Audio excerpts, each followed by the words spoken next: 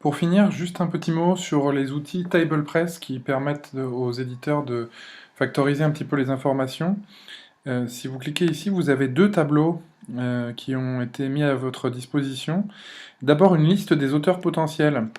Ça, c'est un document qu'il faudrait que vous remplissiez au fur et à mesure que vous contactez des gens pour dire, bah voilà, je compte contacter ou j'ai contacté telle personne pour nous parler, par exemple, Amix Saint-Cyr du NCAR a été recommandé par Martin Gander et il va nous parler d'atmosphère, il n'a pas encore été contacté. Voilà. Donc ça permet d'avoir une liste en fait de gens. Et en particulier, donc, ça permet aux gens, au moment où ils ont envie de contacter quelqu'un, de vérifier qu'il n'a pas déjà été programmé par quelqu'un d'autre. C'est juste pour éviter de solliciter plusieurs fois une même personne, ce qui peut s'avérer agaçant au bout d'un moment. Donc voilà, n'oubliez pas à la fois de remplir ce document avec vos idées, mais aussi de le consulter avant de contacter quelqu'un pour, voilà, pour être sûr que ça n'a pas déjà été fait.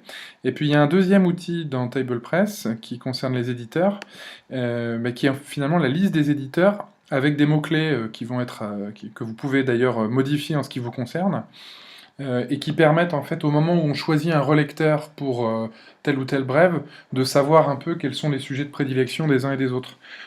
Tout en se rappelant qu'il est souhaitable qu'il y ait un éditeur, disons, spécialiste du domaine, et puis un autre qui soit au contraire complètement novice, pour pouvoir avoir un œil un peu plus naïf, disons, sur les brèves en question.